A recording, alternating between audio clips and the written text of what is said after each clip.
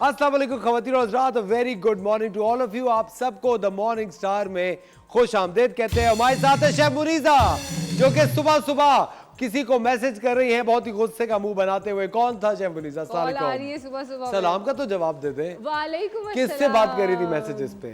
इतना बुरा मुंह बना के बता दे, कोई बात नहीं। इतना मुंह बुरा बना के मैं किसी से नहीं बात कर रही थी। अच्छा, वो मुंह ऐसा ही है, ये कहना चाह रही है? मैंने नहीं कहा, ये मैंने नहीं कहा, ये आपने कहा है। ये मैंने भी नहीं कहा, ये आपने कहा, ये मैंने भी नहीं कहा। अच्छा जी, गुड मॉर्निंग और उम्मीद है आप सबकी सुबह आज बहुत जो सवाल किया था उसका जवाब शायद नहीं देना चाह रही। बिल्कुल, जब भी मैं आपको घुमा रही हूँ। देखा, पकड़ी गई मैंने कहा। देखिए, किसी की पर्सनल मोबाइल में और पर्सनल बातों में नहीं घुसते। ओके। अच्छा शेफ मुनीज़ा, वैसे मुझे बताएं, अभी आप लेटली सिनेमा गई कोई फिल्म देखने के लिए? नहीं जाना था लेकिन जा नहीं सकी। अलाउ नहीं किया उन्होंने आपको? हाँ, उन्होंने कहा कि ना। क्या, क्यों, बताए वजह क्या थी? बस मौका नहीं मिला, टाइम। लेकिन इस बार मैं आपको बता रहा हूँ, बहुत ही शानदार मूवीज सिनेमाज में इस वक्त लगी हुई हैं। पाकिस्तानी फिल्में मौला जट लगी हुई, टिच बटन लगी हुई है, जॉयलैंड लगी हुई है, बेतहाशा पाकिस्तानी मूवीज लगी हुई है। और अभी 11वें लगी हुई है जो कि अलीज़े की फिल्म है। और मैं देख रहा था, मैं चूँकि मेरा इत्तेफाक हुआ जाने का एक मूवी देखने के लिए, मैं गया था सिनेमा। तो of course with set of friends मैं जा रहा था, मैं देख रहा था इतने सारे लोग पाकिस्तानी मूवीज़ देख रहे थे और इतना महसूस हो रहे थे और हमारे गाने वहाँ बज रहे थे। It felt great. देखिए, अब हमारी मूवीज़ बहुत अच्छी होती हैं और अब लोग बहुत ज़्यादा पसंद करें क्योंकि एंटरटेनमेंट की सोर्सेज इतने कम है हमारे पास और जो अच्छी मूवीज़ बन रही हैं वो बिल्कुल अब मक्खन इसलिए लगा रही है ताकि आपको भी कास्ट कर लेंगे। वैसे शेफ मुनीज़ा, अगर आप मूवी में कास्ट हो तो आप किस किस्म का रोल करना चाहेंगे? मैं हमेशा वो रोल करना चाहूंगी जो हॉरर में क्यों करेंगे आप काम? मैं हमेशा कॉमिक रोल करना चाहूंगी जो हमारे व्यूअर्स की जो है चेहरों पे मुस्कुराहट बिखेरे। मुझे वो रोमांटिक हॉरर शॉरर नहीं पसंद है भाई। अच्छा, क्या आप कॉमेडी करेंगी? हाँ। वैसे अगर मुझे भी वैसे अगर पूछा जाए ना, आई लव कॉमेडी, है ना। मेरा तो दिल जाता है सारा वक्त कॉमेडी। आप देखें जितने ड्रामे होते हैं, अब दिल पे ना लिएगा, लेकिन जो रोने धोने से ज्यादा अगर कोई फनी ड्रामा होता है या कुछ इस तरीके का होता है तो वो ज्यादा देखा जाता है। जिस तरह आपका एक ड्रामा था, मेरे ख्याल से वो ड्रामा शायद आपकी पहचान बना होगा, डुगडुगी, है ना। तो वो उसमें आपने हंसाया ही था, लोगों को खुश किया था, तो वो लोगों के जहन में नक्श हो गया है ना। तो इसी तरीके के जब आप लोगों के चेहरे पे मुस्कुराहट बिखेरते हैं तो वो लोगों को याद रहता है। हाँ, ये बात तो सच है। तो फिर हमेशा ना वो कहते हैं ना, सेफ प्ले करो और जो ऐसा काम करो कि याद रहो। वैसे आपको पता है हर साल एक दिन ऐसा आता है जिस दिन शेफ मुनीज़ा अच्छी बातें करती हैं, तो आज वो दिन है। तो हम शेफ मुनीज़ा के लिए आज खास तौर पे तालियां बजाएंगे। बहुत अच्छी बात है शेफ मुनीज़ा, आज आपने इतनी अच्छी बात की। लेकिन मैं वही चाहता हूँ ख़वातीन और हज़रात, you should support Pakistani businesses. जो लोग पाकिस्तान में काम कर रहे होते हैं, अभी जिस तरह थोड़े दिन पहले फेस्टिवल्स हो रहे थे, या हम आपको बहुत दफ़ा इस तरह की ख़वातीन से मुलाकात कराते हैं जो कि अपने घरों से छोटी छोटी इंडस्ट्रीज चला रही हैं, छोटे छोटे बिजनेस करें। इसी तरह आपको पता है जब पाकिस्तानी मूवीज़ बनती हैं जिसको बहुत सारे क्रिटिक्स और ट्रोलर्स जो है वो 1 मिनट में राइट ऑफ कर देते हैं, आपको ये अंदाज़ा नहीं है कि कितना वक्त लगता है ये फिल्में बनाने में, ये काम करने में। और मेरे ख्याल से किसी भी चीज़ को, कोई भी शो हो, कोई भी रिश्ता हो, कोई भी प्रोजेक्ट हो, उसको थोड़ा सा वक्त देना चाहिए। आप इमीडिएटली राइट ऑफ उसको नहीं कर सकते। लेकिन सिनेमा में जब भी मैं लोगों को देखता हूँ, हर कोई एक तो फिल्म क्रिटिक बन जाता है, हर कोई एक तो रिव्यू लिखना शुरू हो जाता है। कोई पकड़ तो आजकल सिनेमा में नहीं, हर जगह चल रहा है। अगर आप खाने पीने के काम में देखें तो उसमें भी यही हो रहा है, मतलब हर बंदा रिव्यूज देने पहुंच जाता है और वो समझे पेड रिव्यूज होते हैं, पेड रिव्यूज होते हैं मोस्ट ऑफ द टाइम। लेकिन शेफ मुनीज़ा, आपको पता है रेस्टोरेंट की जब बात करते हैं कभी कभी एक्सपेक्टेशंस बहुत हाई होती हैं। जिस तरह कभी मुझे पता चला ना कि किसी रेस्टोरेंट में बहुत अच्छे बर्गर्स मिल रहे हैं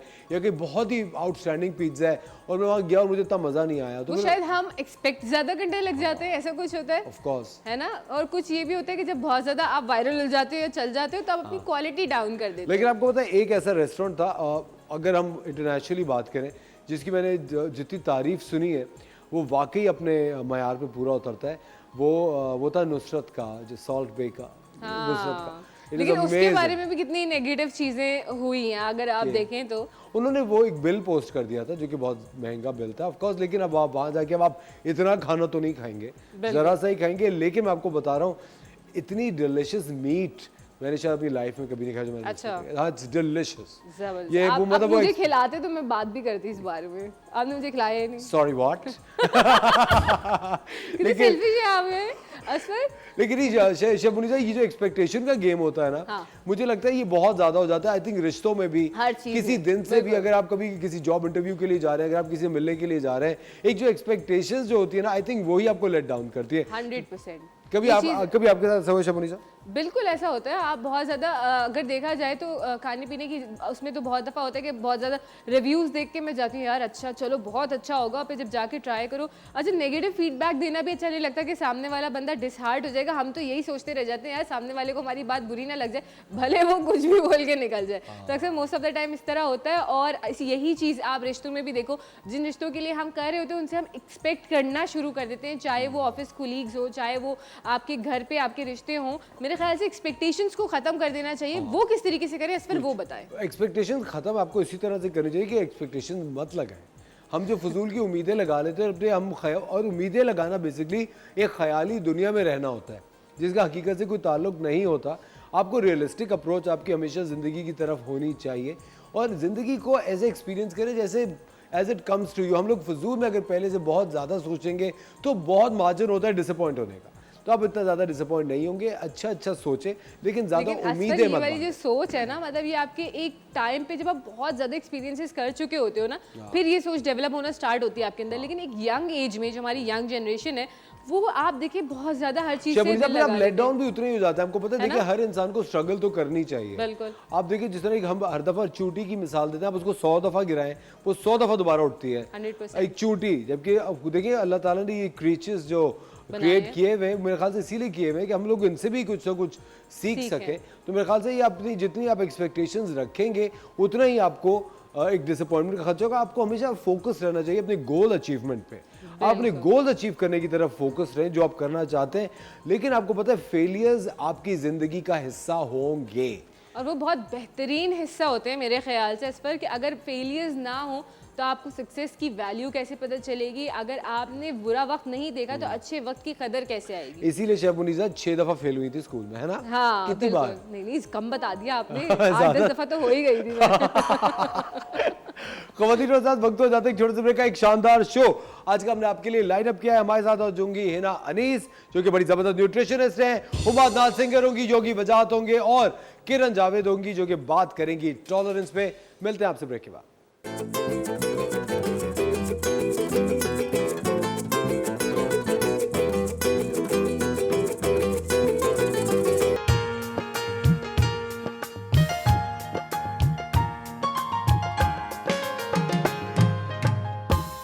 welcome back ladies and gentleman, you are watching the Morning Star. एक बार फिर आपको शो में खुशामदीद कहते हैं।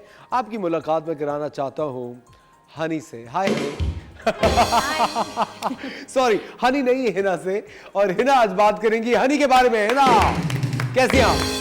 मैं अल्हम्दुलिल्लाह बिल्कुल ठीक हूँ। और हनी की तरह हमें भी ऐसा लगता है कि हमें अपने तमाम रिश्तों में, चाहे हम काम कर रहे हो, घर पर हो, कहीं पर भी हो, ऐसी ही मिठास और खुशबू भी फैलानी चाहिए। क्योंकि हनी ड्राइव्ड होता है फ्लावर से, तो वो अपने साथ एक खुशबू, एक टेस्ट, एक मिठास लेकर आता है। तो हम सबको ऐसा ही होना चाहिए अपनी ज़िंदगी। बिल्कुल। और आज हम बात कर रहे हैं शहद का इस्तेमाल सर्दियों में। बिल्कुल ऐसा ही है, क्योंकि शहद इतना बेनिफिशियल है और हम इसको या तो सिर्फ टोस्ट पे लगा के खा रहे होते हैं, या वही बात फिर से है कि स्किन के मास्क बना के खा रहे होते हैं, या बहुत से बहुत एक ऐसा टोटका जो कि मार्केट में हर जगह सालों से सुनती हुई आ रही हूँ कि सुबह उठो और शहद और नींबू का नीम गर्म पानी पी लो।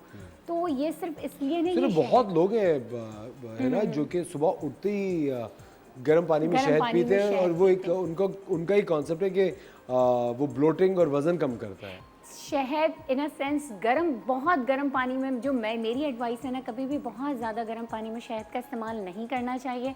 शहद को एक मीडियम टेम्परेचर पे या कोल्ड टेम्परेचर पे यूज़ करना चाहिए। जब उसकी जैसे नॉर्मल पानी में डाला, नॉर्मल जूस में डाला, नॉर्मल किसी भी आपने मिल्क में डाल दिया, लेकिन उसको डाल के पकाना नहीं है आपको शहद को, या जो कुकिंग टेम्परेचर होता है ना 190 डिग्री, उस पे भी आपको शहद को यूज़ नहीं करना, वरना ये रूम टेम्परेचर पे करना चाहिए। रूम टेम्परेचर पे करना चलो जो चाहिए। लोग फ्रिज में जो रख देते हैं शहद, वो चले वो कंज्यूम, अगर उनको लगता है कि शहद ख़राब हो जाता है इसलिए रखते हैं, लेकिन जो असली शहद होता है ना वो ख़राब सालों नहीं होता, तो उसको फ्रिज में रखने की एक तो जरूरत पता है यहाँ हमारे यहाँ ना एक बहुत ही अफसोस के साथ कहना पड़ता है, एक झूठे चमचे का बड़ा कॉन्सेप्ट है। और पता एक आप है समझ रही, चमचा मैं- सही इस्तेमाल चमचा सही इस्तेमाल, अच्छा ये कहीं ना कहीं ये कॉन्सेप्ट इसलिए भी मैं साइंटिफिकली इसको सही थोड़ा सा प्रूव करूंगी, क्योंकि उसमें बैक्टीरियल ग्रोथ आ जाती है।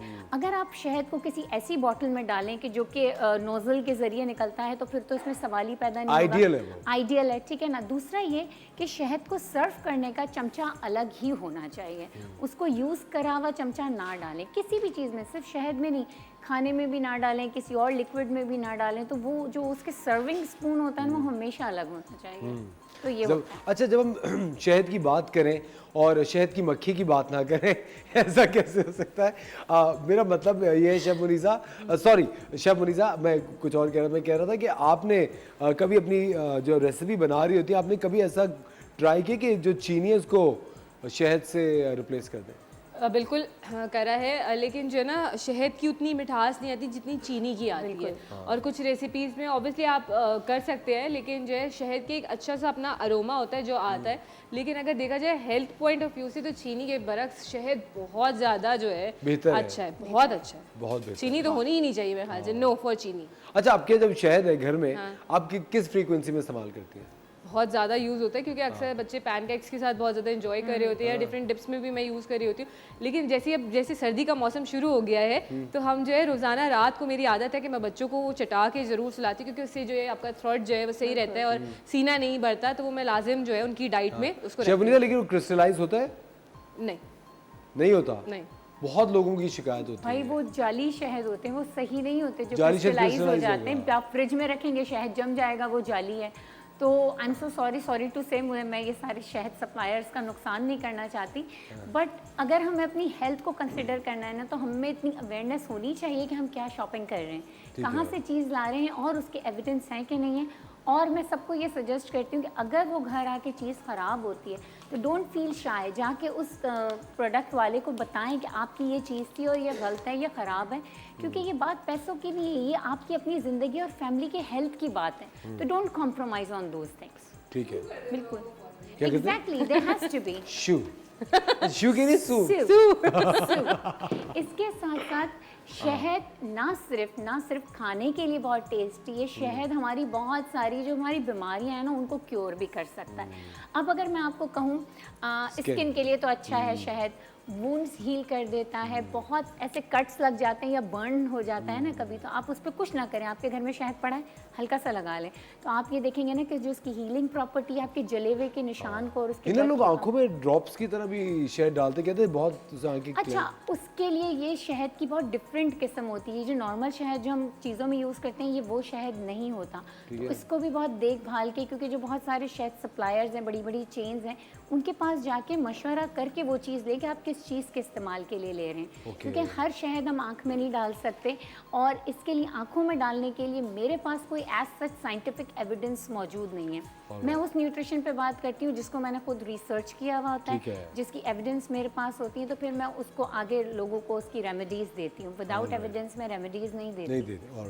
अच्छा, कोल्ड एंड फीवर के लिए बहुत अच्छा है कि आपने मिल्क बॉईल किया, मैं रेसिपी भी बताऊंगी आगे। अगर मिल्क बॉईल कर लेते हैं आप, बच्चे अक्सर रात को खाना नहीं खा रहे होते, जो बूढ़े हमारे पेरेंट्स हैं वो रात को खाना नहीं खाते, तो आपने 1 कप मिल्क लिया, उसको ब्लैक पेपर के साथ और थोड़ी सी हल्दी के साथ बॉईल कर लिया।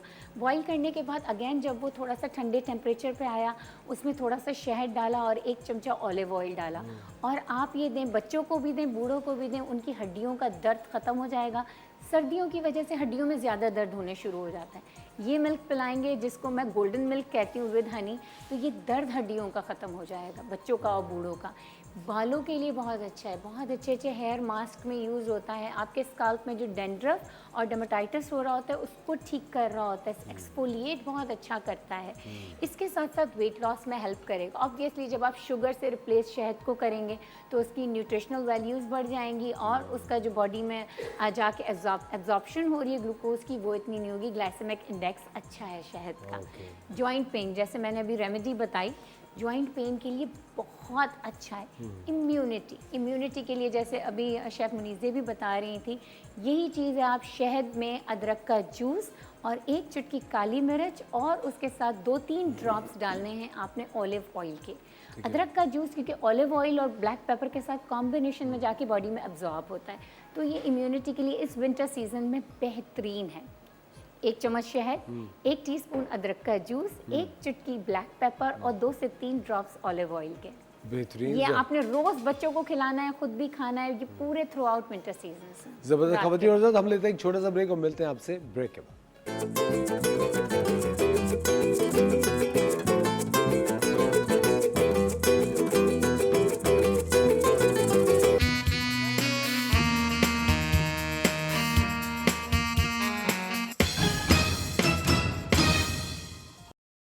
वेलकम बैक खबरदार हजरात, आप देख रहे हैं द मॉर्निंग स्टार। एक बार फिर आपको शो में खुश आमदीद कहते हैं। आज हम बात कर रहे हैं हनी के ऊपर और हिना हमें बता रही है हिना हनी कितना एक नाम मिलता है। से मेरा जो घर में अब्बा तो हम हनी कहते थे हमेशा, कुछ फ्रेंड्स भी कह देती। दोनों कितने मिलते जुलते आम नहीं लूंगा। सुने ये तो धुआं धुआं हो रहा है जी। इसको बंद कर देते हैं थोड़ी देर के लिए। अच्छा, यहाँ बात हम ये कर रहे थे इम्यूनिटी तक तो आ गए थे। हार्ट हेल्थ के लिए भी हनी बहुत अच्छा है क्योंकि एक मैं छोटी सी रेमेडी चलते चलते बताती हूँ कि पोमीग्रेनेट यानी अनार का आपने 1 कप जूस ले लिया और उसमें 1 टीस्पून हनी डाल के आपने एम्प्टी स्टमक पीना है। उन लोगों को कि जिनका लोगों ने कह दिया है कि वॉल्स बंद हो गए हैं या उनको बाईपास करवाना है, तो उनकी ब्लड सर्कुलेशन बहुत अच्छी हो जाएगी। तो ये रेमेडी स्पेशली हार्ट के पेशेंट्स के लिए। 1 कप अनार का जूस आजकल बहुत अच्छे सीजन में है, 1 टीस्पून हनी डाल के एम्प्टी स्टमक पिएंगे, इंशाल्लाह बहुत बेहतरी आएगी। ब्लड प्रेशर को बहुत बैलेंस करता है, यानी हनी आपने यही जो मैंने हार्ट के पेशेंट के लिए कहा ना, आप पोमीग्रेनेट में डाल के आप इसकी 1 टेबल स्पून पिएंगे या आप किसी भी फ्रूट या वेजिटेबल के जूस में 1 टेबल स्पून हनी डाल के पिएं सुबह के वक्त एम्प्टी स्टमक, आपका ब्लड प्रेशर भी ठीक होगा। अगर आपकी बॉडी में रेड ब्लड सेल्स कम हैं या वाइट ब्लड सेल्स कम हैं तो वो भी बैलेंस हो जाएंगे, हीमोग्लोबिन आपका बढ़ जाएगा। सुनिए, डायबिटीज के लोग नहीं खा सकते? डायबिटीज़ के लोग खा सकते हैं। अच्छा, डिफरेंट टाइप की डायबिटीज़ होती है। टाइप 1 खा सकते हैं इसको, लेकिन 1 टीस्पून वो कहते हैं ना मॉडरेशन में आप यूज़ कर सकते हैं। आपका इंसुलिन एकदम स्पाइक नहीं करेगा हनी से, जो शुगर से करता है हनी से नहीं करेगा। इसके साथ साथ स्टमक प्रॉब्लम, आपके डाइजेस्टिव प्रॉब्लम हो रहे होते हैं, नोजिया हो जाती है, वॉमिटिंग हो जाती है, फूड पॉइजनिंग हो जाती है, उसके लिए हनी बहुत अच्छा है। आपने मिंट के लीव्स लिए और क्यूकम्बर मिंट के लीव्स हनी के साथ आपने एक जूस बना लिया और उसको यूज़ किए, या सिर्फ और सिर्फ अदरक के कुछ कतरे 1 टीस्पून शहद में डाल के आपने यूज़ कर लिया तो बहुत अच्छा, आपके स्टमक के सारे प्रॉब्लम ठीक हो जाएंगे। ज़बरदस्त। अच्छा, ये सारी रेमेडीज एम्प्टी स्टमक पे करना है खाना खा के? देखें, ये हार्ट की ब्लड प्रेशर के लिए तो ये तो एम्प्टी स्टमक में करना है। इम्यूनिटी और जॉइंट पेन के लिए मैंने जो अभी मिल्क बताया वो आपने रात में इस्तेमाल करना है। इस तरह स्टमक का जब जब आपको प्रॉब्लम है दिन में 2 से 3 दफ़ा आप यूज़ कर सकते हैं स्टमक डिसऑर्डर्स के लिए। हेयर्स के लिए आप वीक में 1 दफ़ा मास्क बना के लगा सकते हैं। कोल्ड एंड फीवर के लिए जो मैं अभी चाय बना रही हूँ आप उसको दिन में 2 से 3 दफ़ा यूज़ कर सकते हैं। जो आपके ज़ख्म हो जाते हैं उस पर जब ज़ख्म हो जाए लगा लें। स्किन है, वीक में 2 दफ़ा एज अ फेस मास्क लगाएं। किसी चीज़ में मिला के लगाएं? लोग मलाई में मिलाते हैं। मैं बताऊंगी आने वाले शोज़ में, मैं स्किन के लिए और हेयर्स के लिए बहुत अच्छा मास्क बताऊंगी कि हनी को हम स्किन और हेयर्स में इस विंटर में ड्राई सीजन में कैसे यूज़ करें। अभी मैं बता रही हूँ आपके लिए कोल्ड फीवर और इम्यूनिटी के लिए एक ऐसी टी कि उसके इस्तेमाल से अगर आप दिन में 2-3 दफ़ा उसका इस्तेमाल करें तो आपकी इम्यूनिटी भी अच्छी हो जाएगी और कोल्ड और फीवर जो हो रहा होता है वो भी ठीक हो जाएगा। सोर थ्रोट है वो भी ठीक होगा। इसके साथ साथ जिनको इन्फ्लेमेशन, जिनके जॉइंट्स में आर्थराइटिस का पेन है या किसी किस्म से उनकी जो हड्डियां हैं वो मुड़ नहीं रही, सुबह कुछ लोग उठते हैं और बोन्स में कुछ ऐसी कैल्सिफिकेशन सी फील होती है, ये चाय उनके लिए भी बहुत अच्छी है। दिन में 2 दफ़ा ये पियेंगे। अच्छा, बहुत आसान है इसको बनाना। आपने 1 इंच अदरक का टुकड़ा ले लिया, ये 2 कप पानी है बॉईल हो रहा था। 1 इंच अदरक का टुकड़ा ले लिया, हाफ लेमन ले लिया और होल लेमन डाल दिया, स्किन और आपकी सीड्स के साथ होल डाल दिया इसको, ठीक है। आपने 2 से 3 स्टिक्स सिनेमन की ले लिए, एक बड़ी होगी तो 1 ले लें। काली मिर्च ले लेनी है 5 से 7 अदद, ठीक है ना। एप्पल ले लेना है आपने 1 क्वार्टर पीस, अगर बड़ा है तो क्वार्टर लेंगे, छोटा है तो आधा ले लेंगे, छोटी छोटी चॉप करके डाल दिए। अच्छा, पता है इसका टेस्ट इतना अच्छा बन जाएगा कि आपको किसी और टेस्ट और की शहद शहद बाद में एंड में, जैसे मैं हमेशा समझाती हूँ कि शहद को डाल के पकाना नहीं है और बहुत ज़्यादा वार्म टेम्परेचर पे शहद नहीं डालना। तो इस तरह अब जब ये अच्छी तरह बॉईल हो जाएगा, एप्पल का नेक्टर निकलेगा, लेमन का, जिंजर का, ब्लैक पेपर, सिनेमन का, तो ये बहुत बेनिफिशियल एक ऐसी ड्रिंक बन जाएगी कि जिसको हम शहद डालेंगे तो वो इन्फ्लेमेशन ख़त्म करेगी, इम्यूनिटी बहुत अच्छी हो जाएगी, कोल्ड एंड कफ ठीक हो जाएगा, पेन्स बहुत अच्छी ये ठीक कर देगी अच्छा, आपकी बॉडी। मुझे है ना एक बात बताएं, जिस तरह एक बहुत सारे लोग हैं जो कि हर चीज़ की स्टीम लेने में बिलीव करते हैं, कलौंजी की स्टीम ले रहे हैं, लौंगी, तो किस तरह शहद की स्टीम काम करती है? नहीं, शहद की मैंने अब तक इस पे रिसर्च तो नहीं किया। हाँ, क्लोव की स्टीम बहुत अच्छी काम करती है, और अगर आप शहद स्टीम ले लें और इसके बाद आप शहद को ऐसे ही टीस्पून में लेके, वही बात है कि 1 चुटकी काली मिर्च और कुछ ड्रॉप्स जिंजर के डाल दें और उसको सिर्फ ऐसे ही खा लें ना स्टीम के बाद, तो आपका जो थ्रोट है ना वो बिल्कुल क्लीन हो जाएगा और समझिए कि आपने दवा पी ली है, और इतनी सुकून की नींद आएगी आपको, बहुत अच्छा लगेगा। ये स्टीम से तो ऐसा लग रहा है क्लोज शॉट पे क्या मरी में है, शायद बादलों में फिर रही है। मजाक करो प्लीज। देखें, अब इसको थोड़ा ठंडा होने देंगे क्योंकि इस वक्त तो हमारे पास शो होता है और हम इतना टाइम नहीं दे सकते, लेकिन अब ये फुल बॉइलिंग टेम्परेचर पे है, हम इसको ठंडा करेंगे। ठंडा करने के बाद हम इसमें शहद मिलाएंगे। जब तक ये ठंडा होता है, मैं क्योंकि शहद पे हम बात कर रहे हैं तो मैं बहुत अच्छा सा स्काल्प क्लेंजर बताती हूँ कि हमारी स्काल्प कैसे क्लीन होगी। 1 टीस्पून आपने समझे शहद ले लेना है, ठीक है। इसके साथ 1 टीस्पून आपने विनेगर ले लेना है, एप्पल साइडर हो या वाइट विनेगर हो, कोई भी।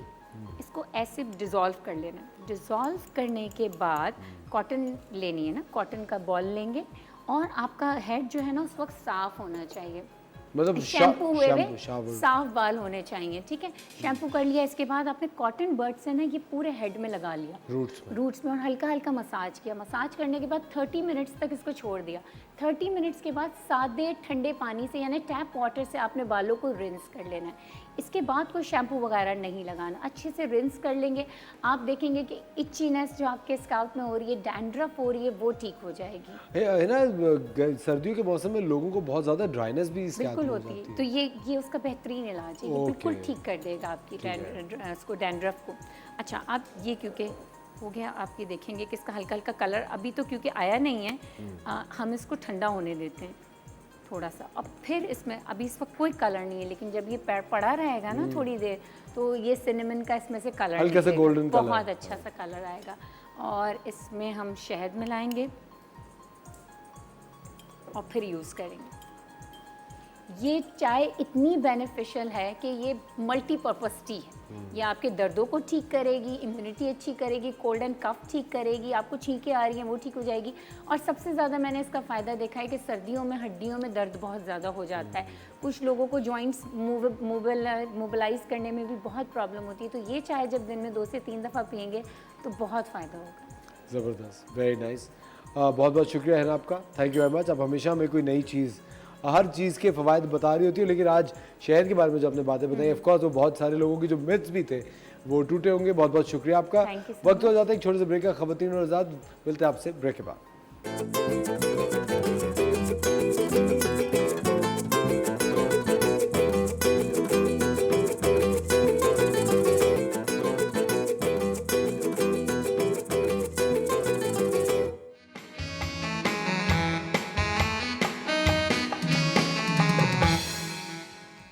वेलकम बैक ख़वातीन और हज़रात, वक्त हो जाता है किचन क्वीन का।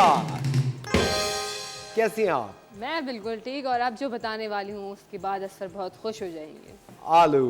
आलू के पराठे। ये वेरी नाइस, वेरी नाइस। बात ये कि पराठे किसी भी तरीके सबको पसंद ही होते हैं मेरे ख्याल से, है ना। आपको कौन से वाले पराठे? मुझे आलू के कीमे के पराठे पसंद है, लेकिन ना वो मुझे जो पराठे सौगी हो जाते हैं वो नहीं पसंद। मैं चाहता हूँ थोड़े क्रिस्पी और कड़क तो हो। हाँ बिल्कुल, वैसे ही बनाएंगे इंशाल्लाह। अच्छा चलो रेसिपी स्टार्ट करें। हाँ ठीक है। हमने क्या किया था, यहाँ पे आलू जो है, आधा किलो के करीब हमने बॉईल कर लिए थे, उसको हमने मैश कर लिया। इसके अंदर हम जो है वो हरा धनिया शामिल करेंगे। हरा धनिया का बड़ा अच्छा फ्लेवर और बहुत अच्छी खुशबू इसके अंदर आती है, थोड़ा ज़्यादा ही शामिल करेंगे तो अच्छा लगेगा। मेरे ख्याल से जितने भी नए शेफ होते हैं वो पहले जो अपना शुरुआत कर रहे होते हैं उसके अंदर ना शुरू की डिशों में पराठे बनाना सीखते हैं सीखते हैं ना, मतलब कोई नया शेफ होगा जो अपनी घर अच्छा, में अच्छा, होम सही शेफ जो सीख रहे होते हैं तो पहली चीज पराठे जरूर सीख रहे होते हैं। तो आई थिंक ये रेसिपी आपको घर पे खुद बना के हमें जरूर इसकी वीडियो शेयर कीजिएगा। It's quite simple. हाँ। आपने कितने आलू लिए? 4? मैंने तकरीबन आधा किलो 4 ही आलू होंगे। 4 आलू लेके उनको आपने बॉईल किया बॉईल कर लिया, उसको मैश कर लिया और मैश कर लिया। और कुछ भी शामिल करें, अब सब शामिल करें। अब शामिल करेंगे। ठीक है। इसके साथ हमने हरा धनिया इसके अंदर शामिल करा, उसको बारीक चॉप कर लिया। साथ में हरी मिर्ची शामिल करें 3 से 4। अब आपको जितना स्पाइसी पसंद हो आप उतनी शामिल कीजिए, ठीक है, क्योंकि आजकल हरी मिर्ची भी थोड़ी सी ना तेज़ आ रही है। हमारे यहाँ सब स्पाइसी पसंद करते हैं, इसलिए हमने ज़्यादा चॉप करके हमने वो डाल दिए। ठीक है। साथ में इसके अंदर पिसा हुआ गरम मसाला जा रहा है जो इसको बड़ा अच्छे से फ्लेवर देगा। ठीक है, तो ये 1 टेबलस्पून के करीब हम इसके अंदर शामिल कर रहे हैं। इसके अंदर जा रही है काली मिर्च 1 टीस्पून के करीब। ठीक है, और साथ साथ जाएगा इसके अंदर चाट मसाला, क्योंकि हम लोग बहुत ज़्यादा चटोरे हैं और हमें चटपटे खाना बहुत पसंद होते हैं, फिर भले बाद में तबीयतें ख़राब होती रहे। तबीयत तो नहीं खराब होती। नहीं देखिए, जो लोग नहीं खा रहे होते हैं फिर वो खाते हैं ना, तो रेसिपी पे रहे, इधर उधर की बातें मत हाँके। जी। इसके अंदर हम थोड़ा सा जो जीरा है हमने उसको भून लिया था, उसको जो है हल्का सा क्रश करके शामिल कर रहे हैं। साथ साथ इसके अंदर जा रहा है काला नमक जो डाइजेशन में आपको हेल्प भी करेगा और इसको फ्लेवर भी इन्हांस करेगा। तो 1 टीस्पून हमने काला नमक शामिल करा और इसके अंदर जाएगा लेमन जूस तकरीबन 2 टेबलस्पून के करीब। ठीक है, तो ये हम इसमें शामिल कर देंगे। ठीक है जी, ये हमने इसमें शामिल कर दिया। और अब जाएगा इसमें नमक, नॉर्मल नमक जो हमने इसमें शामिल नहीं किया था, तो वो इसके अंदर हम अराउंड 1 टीस्पून शामिल करें। आप अपने फ्लेवर्स के हिसाब से शामिल कीजिएगा। कुटी हुई लाल मिर्चें जा रही हैं 1 टीस्पून के करीब। हल्दी जा रही है 1/2 टीस्पून के करीब। और लाल मिर्च हम छोड़े नहीं डाल रहे क्योंकि फिर वो बहुत ज़्यादा स्पाइसी ना हो जाए। तो असफर बोलेंगे इतना मिर्चों वाला शेफ मुनीज़ा आपने खिला दिया। लेकिन आई थिंक वो बहुत मज़े का लगता है शेफ मुनीज़ा, अगर इसके साथ जो डिप होती है अगर वो थोड़ी कम मिर्चों की हो ना तो वो भी बड़े मज़े का हो जाता है। अच्छा, आपको पराठों के साथ मतलब क्या कॉम्प्लीमेंट करता है? जूस अच्छा लगता है, कोई ड्रिंक अच्छा लगता है, या चाय अच्छी लगती है ना? चाय, और वो भी मैं कहती हूँ मुझे ज़्यादा जूस उसका मुझे शौक नहीं, ज़ाहिर है वो वार्म ड्रिंक्स मुझे ज़्यादा अच्छी। अच्छा चलो ठीक है, गुड हो गया। तो फिर अब चाय भी साथ साथ हम आज बनाएंगे इसके, और असफर चाय बनाना सिखाएंगे हमें। वो चाय में क्या सिखाएंगे, तो बड़ा कोई इसमें आइटम बम बनाना सिखा रहे हैं। आपको पता है बहुत सारे लोगों को चाय भी नहीं आती बनाना। रियली? सही बताए। कैसे कहा आपने ये? देखिए, बहुत सारे लोगों को वाकई नहीं आती है चाय बनाना, तो उनको शेफ मुनीज़ा दही शामिल करेंगे आप? नहीं, दही रायते के लिए हमने रखा है। हाँ, वेरी गुड। रायते के बगैर पराठे मज़ा ही नहीं आएगा ना। हमारा बैंड कितना कुछ हो रहा है। अच्छा, इसको आपने मिक्स कर लेना अच्छी तरीके से। अगर आपको लगे कि आप हाथों से ज़्यादा इजीली मिक्स कर सकते हैं तो हाथों से कर लीजिए। ठीक है, और इसको मिक्स करके मैं असफर को टेस्ट कराऊंगी कि इसका नमक बैलेंस्ड है कि नहीं है इसका। जी। वैसे ये भी खाने के लायक तो है। ये खाने के लायक है, क्यों नहीं है? मतलब ये तो सब नहीं, अभी इसमें नहीं, cooked कच्चा है तो ना। नहीं है अभी। नहीं सब कुकड है, इसमें क्या है। और ये फिलिंग जाएगी, फिलिंग थोड़ी इतनी पकती है पराठों के साथ, फिलिंग तो अंदर होती है। एग्जैक्टली। ठीक है, इसको अच्छी तरीके से मिक्स कर लें पहले, वरना फिर कहीं ऐसा ना हो कि असफर के मुंह में फीका चला इसको जाए। मशीन में मिक्स ही कर सकते हैं ना? अब वो आलू जो है ना वो लेस वाला ज़्यादा हो जाएगा, चिकनाहट ज़्यादा आ जाएगी जब इसको बहुत ज़्यादा टूटेगा फिर। हाँ, टूटेगा तो नहीं, टूटने का तो हमें नहीं है, लेकिन वो अजीब से उसका टेक्सचर हो जाएगा।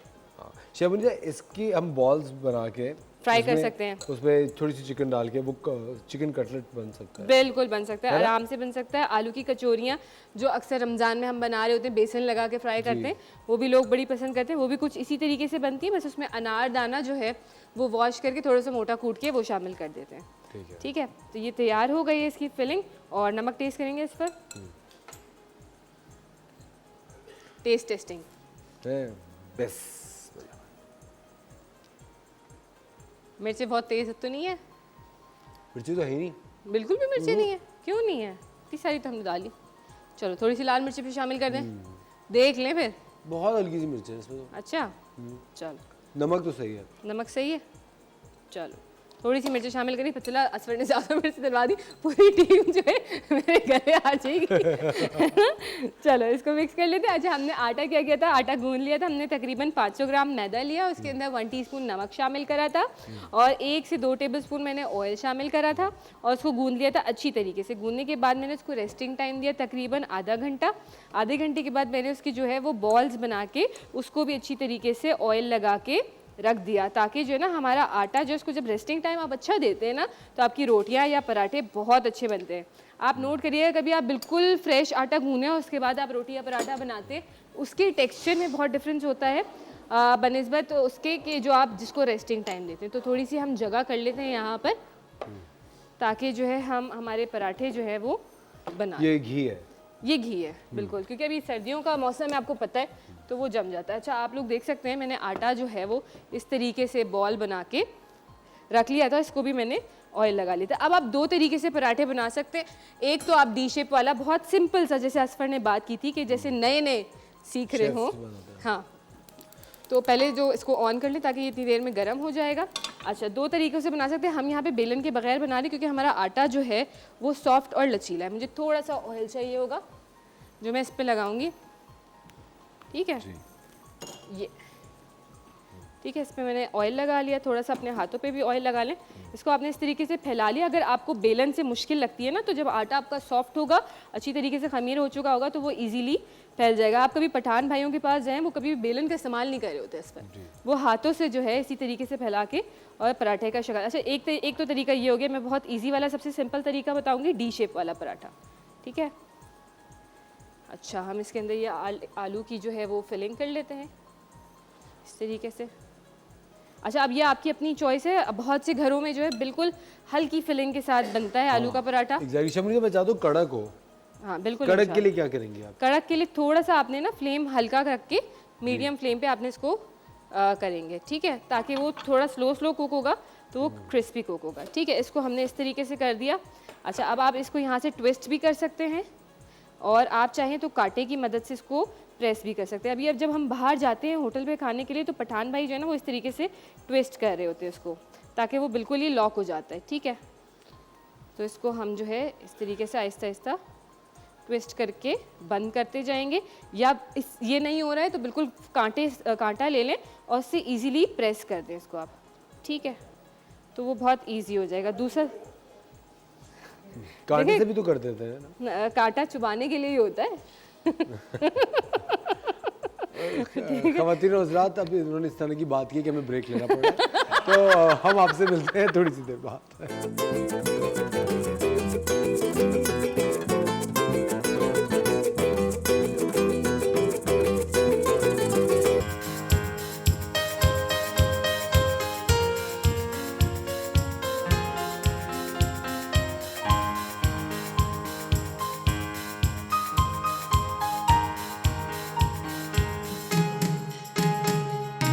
आप जैसा कोई मेरी जिंदगी में आए तो बात बन जाए।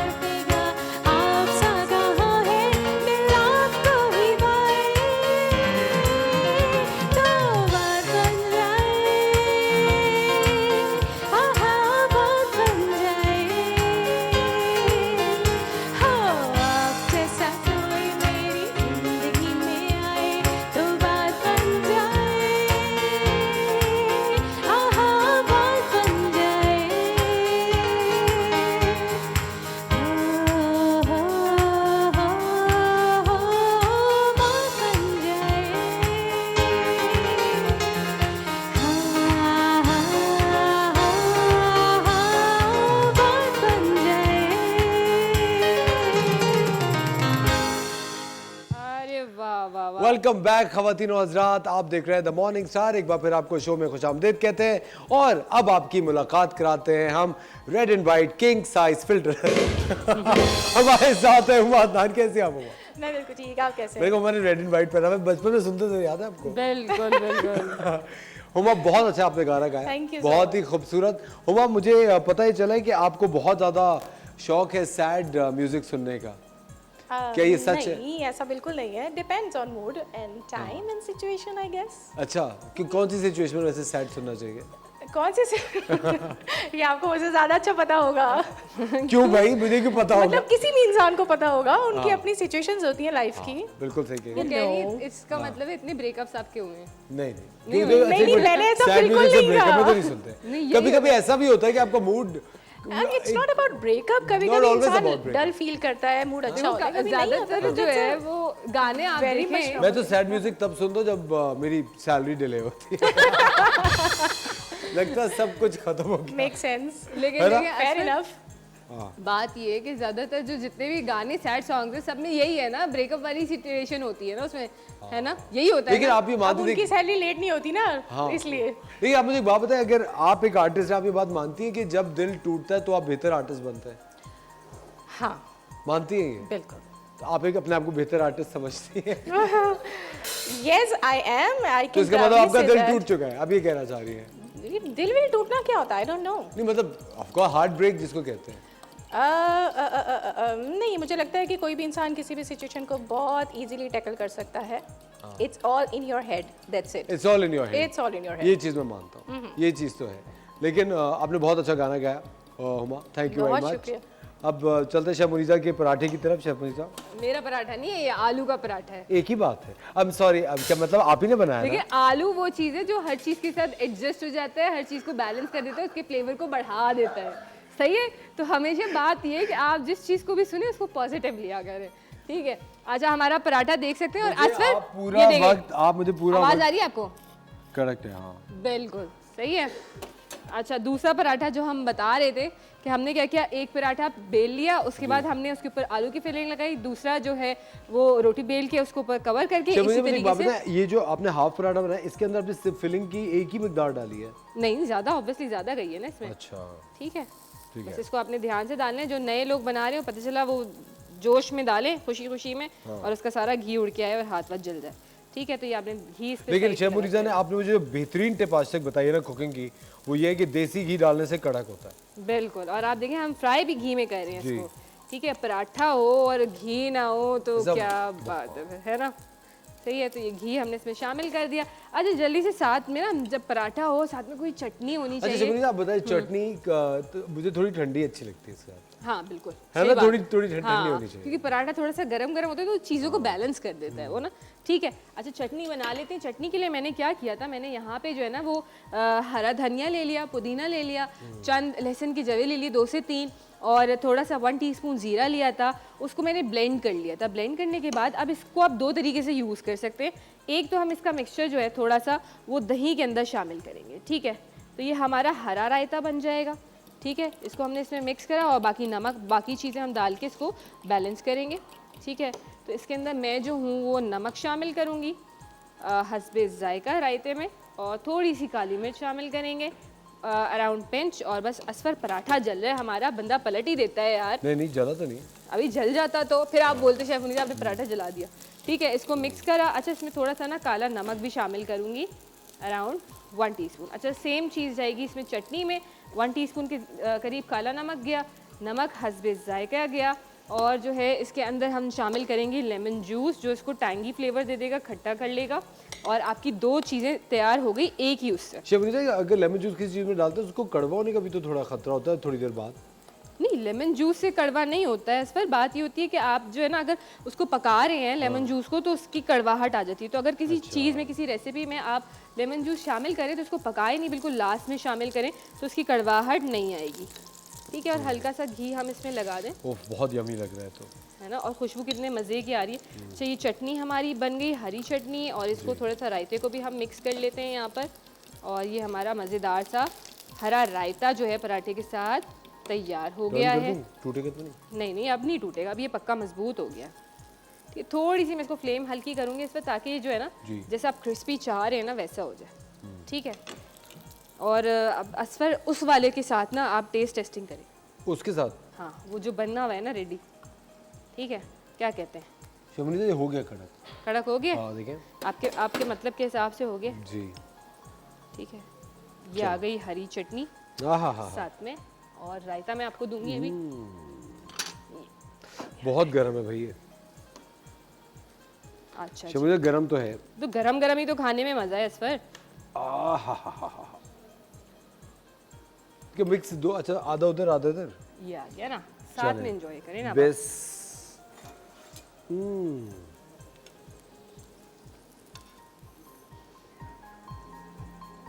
वाह वाह वाह, मज़ा आ गया असफर को। और अब आप लोगों ने भी ये रेसिपी ट्राई करनी है, इसकी वीडियो बना के हमें भेजें। तमाम लोग किसी भी एज के हों, हमें कोई फ़र्क नहीं पड़ता। अच्छा, मैं कहूँगी इस पर अगर हमारे शो में आदमी आना चाहें तो क्या हम उनको वेलकम करेंगे कुकिंग के सेगमेंट में, है ना? असफर का मकसद था ऑफ कोर्स शेफ मुनीसा, ठीक है। तो ये था अच्छा ओके जी, आपने ये रेसिपी ट्राई करनी है। वो तमाम लोग जो ये रेसिपी ट्राई करें, अगर आप लोग चाहते हैं हमारे किचन के सेगमेंट में आना तो अपनी वीडियो बना के भेजें। जिसकी वीडियो बहुत अच्छी होगी उसको हम अपने शो में बुलाएंगे। और जी फिर आपसे मिलेंगे कल के शो में। अल्लाह हाफिज़।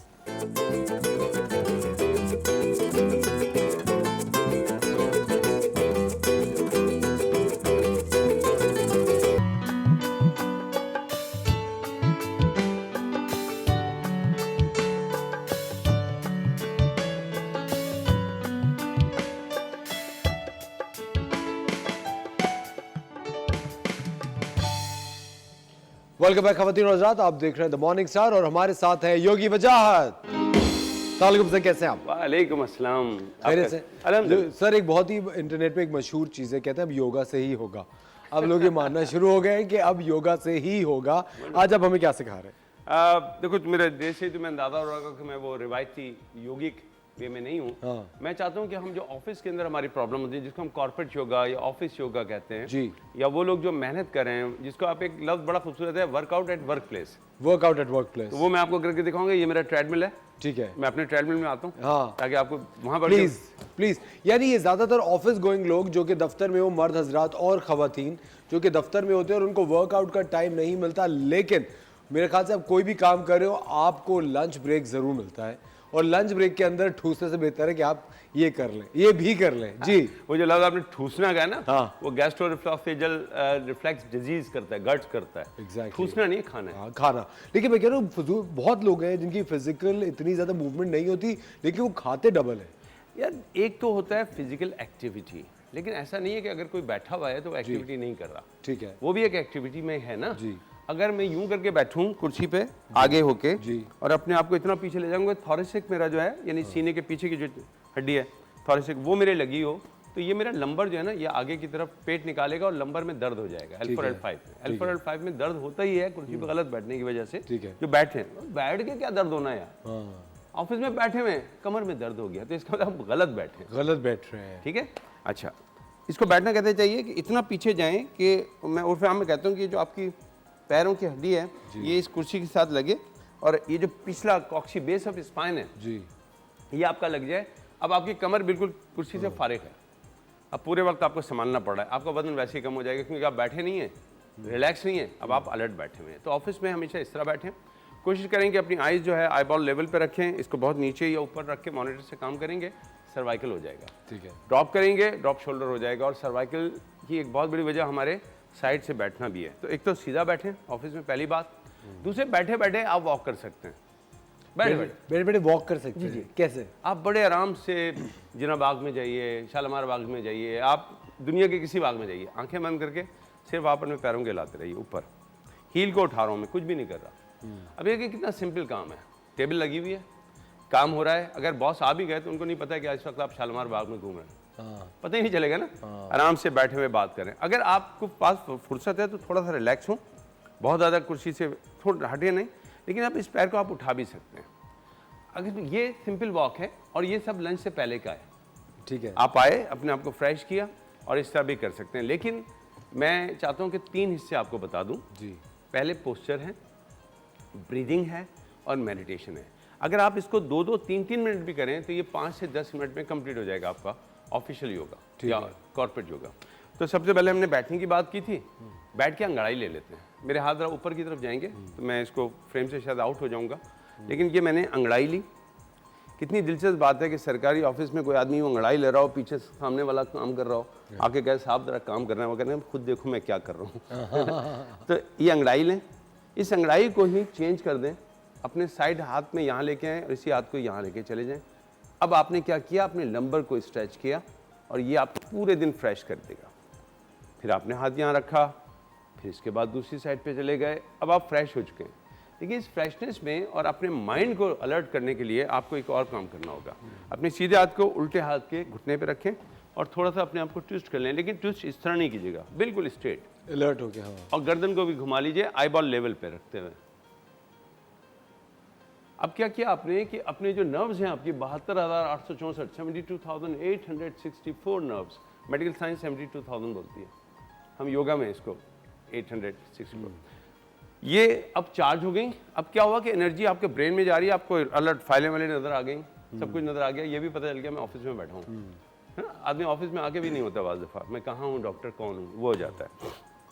इसके बाद आपको एक एक्सरसाइज करनी चाहिए जो आपकी ऑप्टिकल नर्व्स के लिए अच्छी है, आपकी आंखें अच्छी करेगी और आपकी आंखों के साथ साथ आपको लगेगा जैसे इस कमरे में रोशनी बढ़ गई है। इसको सर्वाइकल के लिए हम बहुत अच्छी एक्सरसाइज स्ट्रेच करें, जरूरी नहीं कि आप इसको स्ट्रेच करें। अब ये सारी एक्सरसाइज जो है सिर्फ एक दफ़ा रूटीन से कर लें, इसमें कोई काउंटिंग की ज़रूरत नहीं है।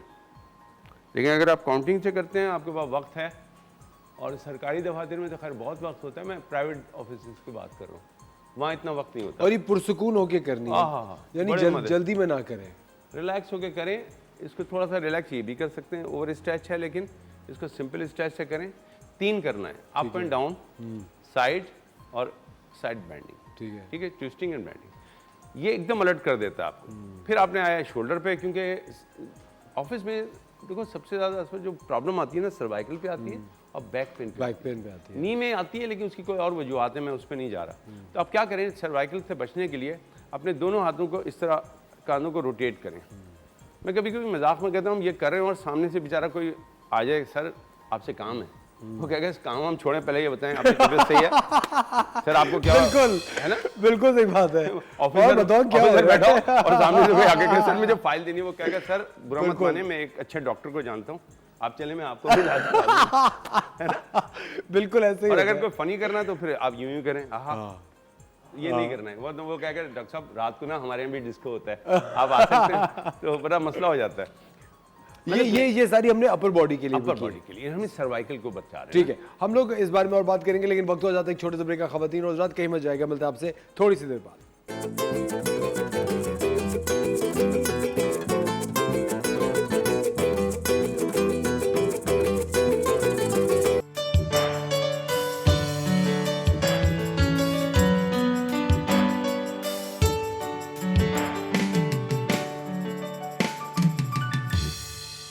वेलकम बैक खवातीन और हज़रात, आप देख रहे हैं द मॉर्निंग स्टार। एक बार फिर आपको शो में खुशामदीद कहते हैं। हमारे साथ है योगी वजाहत, जो कि हमें बता रहे हैं कि ऑफिस वर्क में आप लोग थोड़ी सी एक्सरसाइज करके खुद को कैसे फ्रेश कर सकते हैं और अपने काम की कैपेबिलिटी को बढ़ा सकते हैं। जी अच्छा, इसमें सिर्फ मैं फोकस योगा पे नहीं कर रहा हूँ, ध्यान में रखिएगा, क्योंकि बाज़ जगह हम योगा के वो पोज नहीं कर सकते जहाँ पे टेबल चेयर, ऑफिस वर्क जो कर रहे हैं, तो इसमें आप बहुत सी दूसरी एक्सरसाइज कर सकते हैं स्ट्रेचिंग की। ये है जठारा परिवर्तन, लेट के होती है जठारा ट्विस्टिंग है, स्पाइनल ट्विस्टिंग है। बैठ के भी आप इसको स्ट्रेच कर सकते हैं हल्का सा। अब ये आपके हिप बॉल को करेगा, नी जॉइंट को करेगा और इसके साथ साथ कॉक्सी बेस ऑफ स्पाइन को करेगा। आमतौर पे ये करूँगा तो आपको लगेगा मैं बैठा हूँ, लेकिन इसी में मैं ट्विस्ट कर लूँ बैठे बैठे, तो ये मेरे लिए बहुत बेहतरीन हो जाएगा। और जब मैं शाम को घर जा रहा हूँ तो मेरी कमर में उस वक्त दर्द नहीं होगा, क्योंकि मैंने इसको फ्रेश कर लिया। थोड़ी सी देर रुकने के बाद इसको पलट लीजिए। अगर आपके पास गुंजाइश है, टेबल इतनी जगह देती है आपको, तो आप यूँ भी कर सकते हैं, इस तरह कर लें, और या फिर आप इसको योगी के अंदाज में कर लें, पुश करें थोड़ा सा। ठीक है, ठीक है। और इसमें कोई मुश्किल बात नहीं है, अपोजिट हाथ से नी को दबाना है। लोग ढूंढते रहते हैं कौन था वाला हाथ, अल्लाह ने 2 ही हाथ दिए, अपोजिट वाला, ठीक है। और इसमें एक बड़ी खूबसूरत बात है कि अगर आपको लगता है ये करते हुए कि बहुत आसान है, तो समझिए आपने गलत किया है, फिर आप ये कर रहे होंगे, इसलिए आपको आसान लग रहा होगा। ठीक है, जब आसान ना लगे तो फिर ये करना है। अब कोई कहता है कि जी मुझे वेट कम करना है और उसके बाद थोड़ी सी गुंजाइश भी है, तो वज़न कम करने के लिए आप कुछ ना करें, अपने एल्बो को नी के साथ टच करने की एक्सरसाइज 10 दफ़ा कर लें बैठे बैठे। अच्छा, ये रिफ्लेक्स जो गर्ड्स होता है ना, उसके लिए भी बहुत अच्छा है, तेजाबियत, लेकिन खाली पेट की जाए। खाली पेट कीजिए। ये हो गया। अगर पैर सीधे करने की गुंजाइश है तो आप आगे जाके ना इसको झुक के पकड़ लें, थोड़ी सी देर रुके रहें और ये आपके पैरों में खिंचाव आना चाहिए। सर क्या हाथ में भी खिंचाव आना चाहिए? हाथ भी सीधा पड़ना चाहिए? आइडियली तो ये पैरों के लिए होगा। अच्छा, ये जो पैरों के स्ट्रेच हैं ये हार्ट के लिए बहुत अच्छे हैं, कार्डिक पेशेंट के लिए कमाल के हैं। ठीक है। इसी वजह से हम कहते हैं ना, कार्डिक पेशेंट होता है, हम उसको कहते हैं वॉक करें।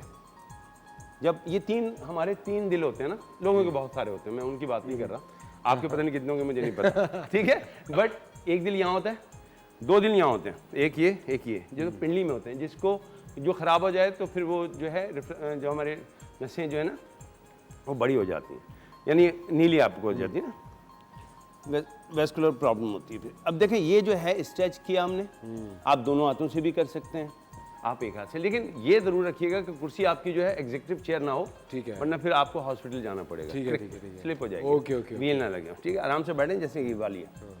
ये बड़ी सिंपल एक्सरसाइज मैंने आपको बताई। आपने पैर खोले, एक हाथ को यहाँ रखा और दूसरे हाथ को स्ट्रेच करते हुए साइड में चले गए। अगर आप योगा के पोज देखते होंगे तो ये हम पालती मार के बैठ के भी करते हैं। ठीक है, हो गया, सिंपल हो गया। अब ये करने के बाद एक एरिया और रहता है और वो है आपकी आंखें। आप क्या करें कि बैठ के अपने थंब को आगे लाएं और इसको स्ट्रेच करते हुए, इसको करीब लाते हुए इसको देखें, फिर इसको दूर ले जाएं, बिल्कुल चिन को सॉलिड रखें, इस तरह फिक्स। ये थोड़ी देर में आपकी जो फ्लेक्सिबिलिटी है ना, ये जो लेंसेज की फ्लेक्सिबिलिटी है, इसको ये ऑप्टिकल नर्व्स के लिए तो कमाल का है, लेंसेज को बल का, इससे आपकी नज़र बड़ी अच्छी हो जाएगी। ओके। इसकी बहुत सी एक्सरसाइज हैं, लेकिन ऑफिस में मैं इसी को प्रेफर करता हूँ, क्योंकि ऑफिस काम करने के लिए आप आए हैं, सिर्फ एक्सरसाइज करने के और लिए कभी नहीं आए। कभी सर बहुत ज़्यादा लैपटॉप और वो गैजेट्स इतने करीब होते हैं कि उससे ऑफकोर्स आपकी नज़र तो उसकी क्या करना है, आपने यूँ हाथों को, हथेलियों को गर्म किया, आंखों को बंद किया और यहाँ पे थोड़ी सी देर रख लिया। ये जो आपकी अपनी एनर्जी है, ये एनर्जीज आपकी बॉडी के लिए ऑप्टिक यानी एक्स्ट्रा बॉडी कोई इफेक्ट नहीं देगी। आउटर, हम कहते हैं ना जी एक्स्ट्रा बॉडी इफेक्ट आ रहा है या आउटर बॉडी मान रहे हैं, या जिस्म इसके खिलाफ नहीं जाएगा, आपकी एनर्जी के खिलाफ। इस तरह कर सकते हैं। बाय द वे, अगर खवातीन हैं तो सिर्फ ये ना करें, इसको गर्म करके थोड़ा यहाँ रखें, थोड़ा सा ऊपर कर लें, तो फेस भी ज़रा फ्रेश हो जाएगा और हो जाएगा, डिक्लाइनिंग हो रहा था हाँ वो जो, हाँ थोड़ा सा वो आपने कहा था कोलेजन इससे बूस्ट होता है। इसको गर्म करें, यहाँ रख के आयरन करते रहे ना, जैसे कपड़े आयरन से साफ हो जाते हैं, हमारे अपने हाथों से भी रिंकल्स चले जाते हैं। एक ये हो गया। ठीक है। इसकी कई एक्सरसाइज हैं। सबसे बेहतरीन एक्सरसाइज मैं समझता हूँ कि कुछ भी ना करें ना, तो आप यूँ बैठ के वॉक कर लिया करें, और ये वॉक कोई मना नहीं करेगा, क्योंकि जब आप काम कर रहे हैं तो आप रुक गए, और जब आपको फुर्सत मिली, खाली पेट हुए, तो आपने ऐसे कर लिया। इसके अलावा मैंने कहा 3 हिस्सों पे मुश्तमिल है, एक्सरसाइज, मेडिटेशन और ब्रीदिंग। जो ब्रीदिंग ऑफिस में सबसे ज़्यादा हमें करनी चाहिए है वो डीप इनहेल और डीप एक्सहेल है। अगर वेंटिलेशन प्रॉपर है, अगर आप समझते हैं कि आपके पास कोई जगह मिल रही है, जैसे अगर आप इन्वायरमेंट कंट्रोल इन्वायरमेंट में, तो वहाँ कार्बन डाइऑक्साइड बढ़ जाएगी थोड़ी देर बाद। बहुत से लोग वहाँ सांस ले रहे हैं और एक्सहेल कर रहे हैं, तो आप फ्रेश एयर में करेंगे। अगर फ्रेश एयर नहीं है तो फिर डीप इनहेल एक्सहेल ना करें, कुछ और एक्सरसाइज भी कर सकते हैं, सिंपल वाली कर लें। लेकिन मैं आपसे कहूँगा कि आप सीधे बैठ के गहरी सांस लिया करें और इसमें पेट फुला लें। अगर पहले से फूला है तो मैं कुछ नहीं कर सकता भाई, वो तो आपने खुद किया। और इसको एक्सहेल करते हुए पेट को अंदर किया और एक्सहेल कर दिया। अब ये आपको हाथ से करने की जरूरत नहीं है दिखाने के लिए। अच्छा, ये कितना आसान है, देखो कि मैं अगर काम कर रहा हूँ बैठा हूँ और लम्हा मुझे मिला है, इवन मैं फाइल पे साइन भी कर रहा हूँ, तो मैं अपनी ब्रीदिंग के ऊपर कंट्रोल कर सकता हूँ ना। ये आपको स्ट्रेस से बचाएगा, आप डिप्रेशन से बचेंगे, आपका ब्रेन काम करते वक्त कहीं और नहीं जाएगा, फोकस आपका बहुत अच्छा रहेगा, क्योंकि आप ब्रीदिंग पे हैं, बिल्कुल अपने पास हैं, और आप अपने पास ही किसी रखी हुई चीज़ पे ध्यान अच्छा दे सकते हैं। तो जो लोग ऑफिस में रह के ये सोचते हैं कि हमारा काम में दिल नहीं लगता, उनके लिए भी ये ब्रीदिंग बहुत अच्छी है। ठीक है। और तीसरी चीज़ मैं समझता हूँ कि मेडिटेशन बहुत अच्छी है।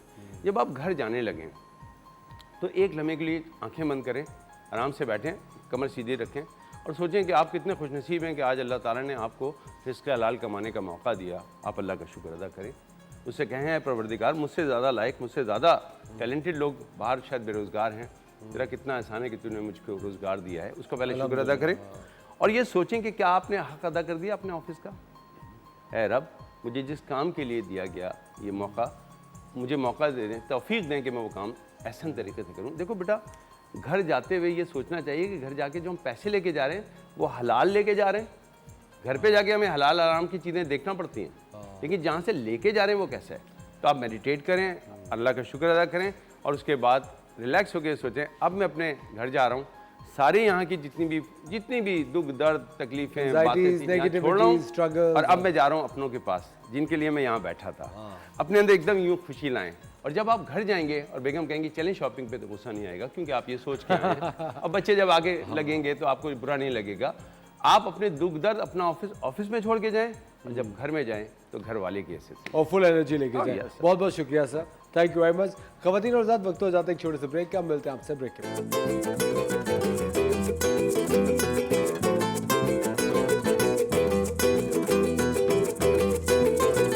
हमारे साथ हैं हमारी बहुत ही दिल के करीब साइकोलॉजिस्ट किरण जावेद।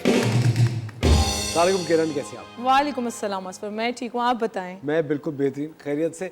किरण, जिस तरह कि हम लोग गुजरते वक्तों के साथ आप ये चीज़ जानती हैं, बहुत दफ़ा अखबारात में मैं पढ़ रहा होता हूँ कि रिलीजियस कॉन्फ्लिक्ट्स लोगों के हो जाते हैं सड़कों के ऊपर। वो एक दूसरे की फेथ को नहीं मानते, चाहे डिफरेंट हमारे मज़हब के फैक्शंस हो, चाहे मुख्तलिफ मज़हब के फैक्शंस हो। कभी कभी सुनने में आता है कि एक अगर डिफरेंट एथनिसिटी की खातून, एक डिफरेंट ज़बान की खातून एक डिफरेंट ज़बान की फैमिली में शादी होकर जाती है तो उनको उस ज़बान की वजह से निशाना बनाया जाता है। एक जो टॉलरेंस है कि अगर कोई मुख्तलिफ है उसको एक्सेप्ट नहीं किया जाता, इसकी क्या वजह है? देखिए, ये प्रेजुडिस कहलाता है कि अगर आप किसी को उसकी एथनिसिटी पर या इस तरह की चीज़ों पर एक्सेप्ट नहीं करते हो, बल्कि आप समझते हो कि जो आप जिस चीज़ से बिलोंग करते हो, चाहे वो क्लास है, चाहे वो कोई सेक्ट है, कोई कास्ट है, वही सबसे बालातर है, वही सबसे ठीक है, राइट। और यही बात है कि नॉन एक्सेप्टेंस की, हम एक्सेप्टेंस नहीं देते हैं। We need to give everybody acceptance as they are. और आपको पता है जब एक्सेप्टेंस नहीं होती है तो वहाँ पर अंडरस्टैंडिंग भी नहीं होती है, तो वहीं पर ज़ाहिर है फिर जो कॉन्फ्लिक्ट्स की आपने बात की वो राइज होते हैं। मेरे ख्याल से जहाँ एक्सेप्टेंस नहीं होती वहाँ जो दूसरी पार्टी होती है जो थोड़ी सबड्यूड है या जो थोड़ी सी एक जिसपे मतलब जो कि एक प्रे है, नॉट द प्रेडेटर, वो जो पार्टी होती है आई थिंक अपने आप को एक्सेप्ट कराने के ही चक्कर में लगी रह जाती है पूरी ज़िंदगी। उनका स्ट्रगल ही ये रहता है कि हमें एक्सेप्ट कर लें, हमें एक्सेप्ट कर लें। उनके पार्ट पे भी दो ही हो सकती हैं कि ज़ाहिर है कि वो या तो चेंज कर लें, उनके मुताबिक हो जाएं, या तो वो अपने आप पर अगर हैं तो उस पर ही एफर्ट पुट करें और अपने आप को एक्सेप्टेंस दें। देखिए, इस बात पे अगर अब हर चीज़ की गहराई पर जाएं तो सही और रॉन्ग कोई भी नहीं होता। हर किसी के अपने अपने क्राइटेरियाज़ हैं कि हम ये चीज़ हमारी ठीक है, वो गलत है। ओवरऑल देखें, जनरली देखें तो आपको दुनिया भर में यूनिवर्सली डिफरेंस मिलेगा हर जगह। इवन एक इंसान से भी डिफरेंट है, अगर एक सेक्ट एक कास्ट का भी है ना, उस इंसान में भी डिफरेंस है। इसको हम कहते हैं इंडिविजुअल डिफरेंसेस जो एग्जिस्ट करते हैं हर जो है वो सराउंडिंग्स में, सोसाइटी में। हमें ओवरऑल इसका जो प्रॉब्लम का हल है वो यही है कि give acceptance to the person as he is, जैसा वो है, जिस चीज़ से भी, जिस एरिया से, जिस सेक्ट से, कास्ट से, जिस भी एथनिसिटी से वो बिलोंग कर रहा है, जैसा भी है उसको एक्सेप्ट करें। लेकिन बात बताएं किरण, लोग क्यों एक्सेप्ट नहीं करते? एक चीज़ मैं बहुत ज़्यादा देखता हूँ, आई थिंक ये बहुत डीप रूटेड होती है। बच्चे जिस तरह स्कूल में होते हैं, प्रॉब्ली अगर उनके घर में वो देख रहे होते हैं कि उनकी वालदा को घर वाले एक्सेप्ट नहीं कर रहे या उनके किसी बहन भाई को किसी करियर चॉइस की वजह से एक्सेप्ट नहीं कर रहे, तो आई थिंक वो बच्चे बड़े होके उसी तरह के कॉम्प्लेक्स अडल्ट्स बनते हैं, क्योंकि बच्चों को वेट की वजह से स्कूल में एक बुलिंग का सामना करना पड़ता है बहुत ज़्यादा मेजरली। देखिए, आपने अगर पूछा कि वजह क्या है तो उसमें वजह बहुत सी हो सकती है। एक तो सबसे बड़ी वजह है कि अगर मेरा ब्रॉटअप ऐसी जगह पे हुआ है कि जहाँ पर मैंने अपने बड़ों को, अपने फोर फादर्स को भी आते हुए देखा, सुना, और फिर अपने ही घर में बड़ों को, अथॉरिटी फिगर्स को देखा कि वो बहुत रिजिड हैं एक्सेप्टेंस के मामले में, और वो इस चीज़ को, इस क्लास को या इस कास्ट को बहुत ही ज़्यादा अनएप्रिशिएट करते हैं, रिजेक्ट और रिफ्यूज़ल उनको देते हैं। तो मेरी भी रेटिंग विदाउट एनी रीजंस मैं भी ऐसी बन जाऊंगी, राइट। एक ये रीज़न होता है कि हमेशा से अपने बड़ों को देखना, और मेरा भी, कहते हैं ना हमारे ट्रेडिशंस है, हमारे कस्टम्स है, हम हिल नहीं सकते क्योंकि हमारे आबाओ अजदाद ने ऐसा किया, हमारे बड़ों ने ऐसा किया। तो कहीं ना कहीं अंधी तकलीद, सुना है ना आपने, अंधी तकलीद करने लग जाते हैं। उनको नहीं, अंधी तकलीद से मतलब उनको खुद भी शायद रीजंस पता ना हो, फैक्ट्स पता ना हो कि वाई ये चीज़ बहुत ज़्यादा है, लेकिन बस करना है क्योंकि बड़ों ने किया। एक ये रीज़न होता है। सेकंड, इंसान का अपना भी ईगो का बहुत बड़ा मसला आ जाता है। वो अपनी ही हालात और एक्सपीरियंसेस की वजह से कुछ उसके बिलीफ सिस्टम्स इस तरीके के बन जाते हैं कि वो अपने बिलीफ सिस्टम से हट नहीं सकता। अगर वो हट जाता है तो उसको एंजाइटीज़ होती हैं, तो वो समझता है कि मेरे जो बिलीफ सिस्टम्स है वही राइट है, मुझे उसी पे रहना है और सबको जो भी मेरी स्पेस में आ रहा है उसको वही एक्सेप्ट करना होगा, विदाउट अंडरस्टैंडिंग दूसरे के जो भी बिलीफ सिस्टम्स हैं, उसके भी जो जो चीज़ें हैं वो जिधर से आ रहा है उसको एक्सेप्ट किए बगैर। लेकिन मुझे बताओ किरण, क्या आप इस बात को मानती है कि जो जालिम होता है वो कभी मजलूम रहा होता है, इस वजह से वो जालिम बनता है? जो मजलूम रहा होता है उसके पास भी दो रास्ते होते हैं। एक यही कि जो मजलूम रहा है वो फ्यूचर में टेंडेंसी है कि जाके वो भी क्रूअल और अनकाइंड एक्ट कर सकता है। वो कहीं ना कहीं अनकॉन्शियसली अपने ही विक्टिम रोल को जो है वो कॉम्पनसेट करने के लिए अब वो सख्त बन गया है, ताकि वो अपनी बेचारगी को जो अंदर ही अंदर, याद रखें जो मजलूम रहा है ना वो अंदर से अब भी विक्टिम फील करेगा, चाहे वो ऊपर से जितना सख्त हो गया। तो अपने उस मजलूमियत को अंदर से दबाने के लिए वो और सख्ती का लिबादा उड़ता है और वो अनकाइंड और क्रूअल बनता है। लेकिन फसाद होता है, वो उसका फसाद होता है। ठीक है, तो एक तो ये शख्सियत कायम होती है, एक पर्सनैलिटी बनती है कि वो इंसान डिफरेंट हो जाता है कि मेरे साथ ऐसा हुआ, I will change and I will not give this to my next generation या टू अदर पर्सन, राइट। तो ये दो किस्म की पर्सनैलिटीज़ जनरेट होती हैं, लेकिन ज़्यादातर ज़ाहिर अवेयरनेस नहीं है और मिस हैंडलिंग है। तो इस वजह से ज़्यादा यही पर्सनैलिटी आती है वापस कि आप सख्ती का लिबादा ओढ़ के और बहुत ही अनकाइंड और क्रूअल इंसान बन जाते हो दूसरे की तरफ। खवातीन और हज़रात, वक्त हो जाता है एक छोटे से ब्रेक का। किरण हमारे साथ मौजूद है, मिलते हैं आपसे ब्रेक के बाद।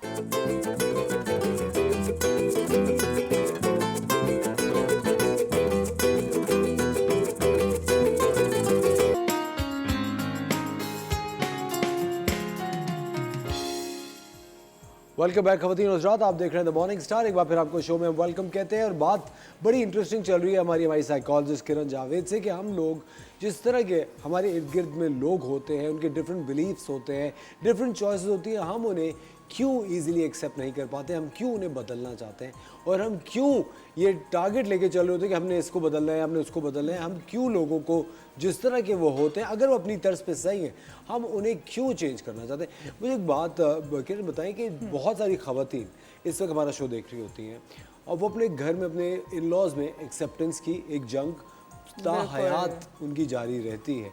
उनके लिए आप क्या कहेंगी, वो किस तरह जंग को जीते हैं? देखिए, उनके लिए मैं यही कहना चाहूँगी कि आप लोगों को खुश करना तर्क करें, क्योंकि जो स्ट्रगल है ना ये नेवर एंडिंग स्ट्रगल है। आप कभी भी उस चीज़ से नहीं जीत सकते। You can't make everybody happy all the time. ठीक है, अपने आप को, मेन चीज़ है सेल्फ केयर। तो आप इस स्ट्रगल से निकल के अपने पे ध्यान दें कि आपको क्या पसंद है और आपको क्या अच्छा लगता है। अच्छा, अब एग्जिस्टिंग, अब उसमें अगर जब ये खवातीन करती है ना किरण, तो उनको एकदम से गिल्ट पे डाल देते हैं, भाई तुम तो अपना ही सोचती हो, तुम तो सिर्फ अपना ही देख रही हो।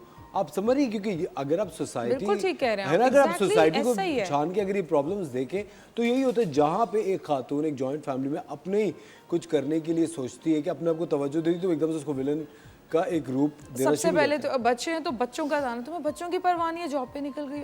अगर उसको अपने करियर को आगे अप्रोच करना है गैप के बाद, तुम्हें बच्चों का ख्याल नहीं है, कैसी माँ हो। तो कैसी माँ generates a big guilt in person, right. या अगर वो अपने टाइम के लिए स्पा चली गई या वो जिम उसने ज्वाइन कर लिया थ्राइस अ वीक या डेली भी, तो तुम्हें तो बस अपनी ही पड़ी है, बच्चे का ख्याल देखो, उसकी सेहत देखिए, बस अपना पड़ा है कि कैसे अपने आपको फिट रखना है ऑल। तो आपने बिल्कुल ठीक कहा, गिल्ट ट्रिप में डाल दिया जाता है।